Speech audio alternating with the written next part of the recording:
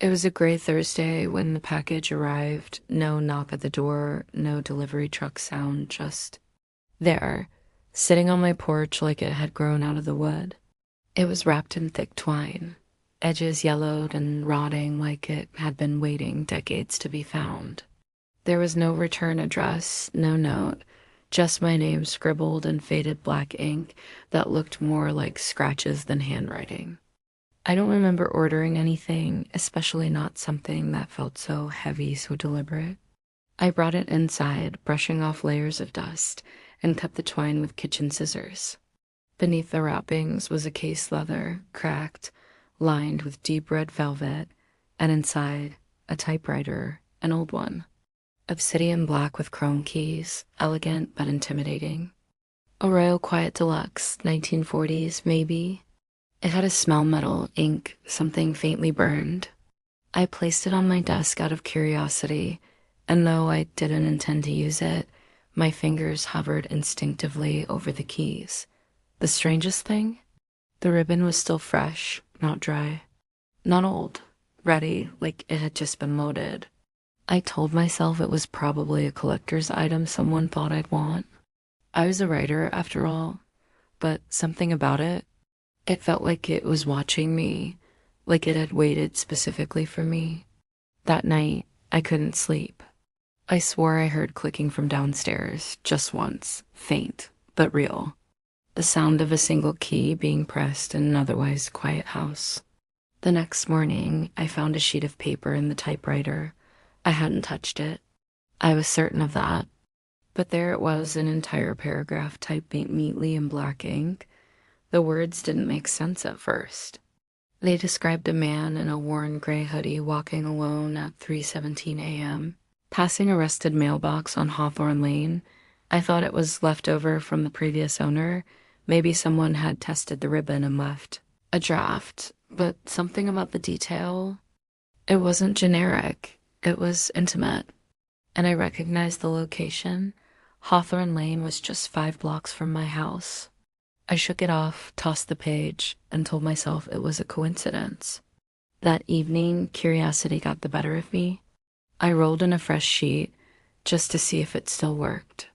I hadn't typed a single word when the keys began to move on their own slow at first, then with purpose. I watched frozen as it spelled out my name. You left her there? I jumped back, heart pounding. Who was her? What the hell was this? The typewriter paused, then continued. You could have turned around, but you didn't. My mind spiraled. I hadn't told anyone about that night in college. About the girl on the side of the road, late, shivering, begging for help, and how I kept driving, too afraid to stop. It was a memory buried so deep I barely let myself remember it. And now it was here, typed out by a machine I didn't know, never used, never wanted. My hands trembled as I tore the page free and locked the typewriter in the closet. But deep inside, I knew it wasn't over. It had more to say. I didn't sleep that night. Every creak of the house sounded like keystrokes. I told myself I was imagining it, but in the morning, the closet door was open. The typewriter sat on my desk again. Waiting, a new page had been typed in the same type font, like it had never stopped. Only this time, it wasn't about me. It described a man named Dennis Holloway. Mid-40s, lived 2 streets over, divorced, taught middle school science. The page ended with, "He will not survive the fire." I laughed bitterly at first, just trying to dispel the unease crawling under my skin. But something pulled at me. Some sick instinct I couldn't shake. I searched the name online. Dennis was real, lived nearby, taught at the middle school down the road. The next day, I heard sirens. Smoke curled into the sky from just a few blocks away. Holloway's house, it had caught fire. Electrical, they said. Faulty wiring. He died in the hallway trying to reach his cat. The report hit the news by evening.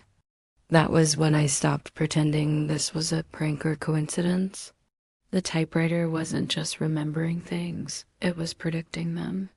I stared at the empty sheet still rolled into its teeth like rollers, terrified of what it might write next. I didn't want to look, but I couldn't not. That night, it typed again, one word at a time, slower than ever. Each key like a nail driven through my nerves. Your neighbor, Jeremy, will go missing tomorrow. Jeremy was 12. He played soccer with my nephew. His house was next door. I didn't want to believe it, but I already knew what was going to happen. And this time, it would be my fault if I ignored it. I didn't wait. I rushed next door and told Jeremy's parents everything. Not about the typewriter, that would have sounded insane, but enough to make them keep him home from school. I watched the house like a hawk for 2 days. Nothing happened. No strangers, no vans, no missing posters. For a brief moment, I felt hope. Like maybe I'd broken the cycle. Then, on the third night, I woke to the sound of screaming. Jeremy was gone. No sign of forced entry. His bedroom window was wide open, muddy footprints on the floor. Police swarmed the place. Dogs sniffed through woods and drainage pipes. I stayed silent, guilt blooming like a cancer in my chest. At home, the typewriter had another page waiting for me. You warned them. It didn't matter. I snapped. I grabbed it, heavy, cold, its keys clattering like laughter, and took it out to the woods. Dug a hole, threw it in, covered it with dirt, smashed it with a sledgehammer until the frame bent and cracked, until my hands bled. I left it there. Gone, dead. The next morning, it was back on my desk, clean, whole, waiting with a fresh piece of paper. It wrote, "You can't silence the truth." I lost days after that. I boarded up the office, refused to look at it, trained myself numb, but the typing never stopped. Through the walls, I could still hear the keys. Soft, steady, relentless. When I finally gave in and opened the door, there were dozens of pages on the floor. Stories I hadn't lived yet. Names, places, deaths, murders that hadn't happened. And at the top of the last page, "The next story is yours." I tried not to read it. I really did. But there it was, rolled neatly into place, the first line already typed. He wakes at 2:43 a.m. to the sound of his own front door unlocking. My blood turned to ice. I glanced at the clock, 2:37 a.m. I stood frozen in the middle of my living room, every shadow stretching too far, every creak in the walls suddenly alive. I moved toward the front door, half expecting to find nothing, hoping, but the knob was already turning before I got there. I slammed it shut, locked it, bolted it, but I knew it wouldn't matter. The typewriter had already decided how the story would go. I ran back to the office, the only light coming from that cursed machine, glowing faintly under the desk lamp like it breathed. More words were waiting. He tries to change the ending, but it's already written. My hands trembled as I tore the page free. Another one began to feed in immediately. The keys clicked like teeth, each letter a heartbeat, each sentence a countdown.